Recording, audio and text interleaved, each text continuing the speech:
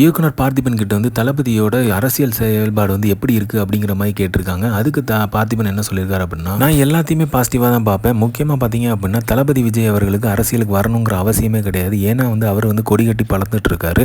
So அவருக்குன்னு ஒரு கூட்டமே இருக்குது. அவர் வந்து அந்த இடத்துல வந்து ஒரு ராஜாவாக இருந்துகிட்டு இருக்காரு. ஸோ அதுக்கான ராஜாங்கமும் அவர் வச்சிருக்காரு. அவர் வாங்குற சம்பளத்துக்கு அவர் வந்து ஜாலியாக இருந்துக்கிட்டு போகலாம். மக்கள் பணி பண்ணணுங்கிற அவசியமே இல்லை. ஆனால் அவர் அதையும் விட்டுக்கிட்டு மக்கள் பணி பண்ணணும் அப்படிங்கிற முடிவு எடுத்திருக்காரு. ஸோ நம்ம வந்து அதை வந்து பாசிட்டிவாக தான் பார்க்கணும். ஸோ இவங்க தான் ஆளணும், இவங்கெல்லாம் ஆளக்கூடாது, இவங்க தான் வரணும், இவங்க தான் அரசியலில் இருக்கணும் அப்படிங்கிறதுலாம் கிடையாது. ஸோ யார் வேணாலும் வரலாம், எப்போ வேணாலும் வரலாம். ஸோ மாற்றம் ஒன்றுதே மாறாதது. ஸோ அதனால் எது வேணாலும் அரசியலில் நடக்கிறதுக்கு வாய்ப்பு இருக்குது.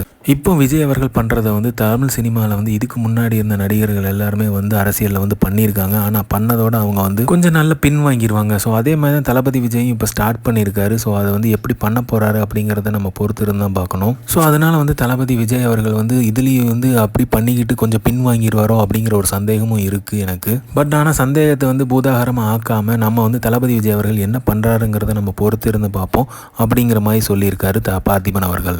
மேலும் அவர் என்ன சொல்லியிருக்காரு அப்படின்னா, புதிதாக அரசியலுக்கு வருபவர்களை வந்து ஊக்குவிக்க வேண்டும். விஜய் அவரது வேகத்தில் செல்லட்டும். ஆளுங்கட்சியை விமர்சித்தால் தான் அடுத்த இடத்துக்கு வர முடியும். இது போன்று தான் விமர்சித்தால் முன்னாடி இருந்த அரசியல்வாதிகளும் அவர்களை வந்து பின்பற்றி தான் இதே மாதிரி தான் பண்ணியிருந்தாங்க. ஸோ அதை தான் தளபதி விஜய் அவர்களும் ஃபாலோ பண்ணுறாரு. ஸோ அதனால் நான் விஜய்க்கு ஆதரவாக செல்கிறேன் என்று அர்த்தம் இல்லை அப்படிங்கிற மாதிரியும் பார்த்திபன் சொல்லியிருக்காரு. இந்த மாதிரி சந்தேகம் வர்றதுக்கு காரணம் என்ன அப்படின்னா, புரட்சி தலைவர் எம்ஜிஆருக்கு அப்புறம் பார்த்தீங்க அப்படின்னா புரட்சி கலைஞர் விஜயகாந்த் அவர்கள் தான் வந்து நிலச்சி நின்னார். அதுக்கப்புறம் வர்றேன்னு சொன்னவங்க யாருமே வரல, இருந்தவங்களும் வந்து நிலச்சி நிற்கல. ஸோ அந்த மாதிரியான சுச்சுவேஷன் இருந்தனால தான் இந்த மாதிரி ஒரு சந்தேகம் வந்திருக்கு. பட் வந்து தளபதி விஜய் அவர்கள் வந்து அனைத்தையுமே உடைத்தெறிந்து வருவார் அப்படிங்கிற ஒரு நம்பிக்கை எல்லா மனசுலையும் இருக்குது. மக்கள் மத்தியிலையும் நிறைய நல்ல பேர் எடுத்துகிட்டு இருக்காரு. ஸோ அவரோட அரசியல் களம் காண இன்னும் ஒரு வேகமாகவும் வந்து செயல்பாடுகள் இருக்கும்போது தமிழக வெற்றி கழகத்தோட வேகம் வந்து குறையாது, முன்னேறி போயிட்டு இருக்குங்கிற நம்பிக்கை இருக்குது. ஸோ இந்த மாதிரி தளபதி அப்படியே தெரிஞ்சுக்க லைக் பண்ணுங்கள், ஷேர் பண்ணுங்கள், ஃபிலிமா சேனலை சப்ஸ்கிரைப் பண்ணுங்கள். தேங்க்யூ.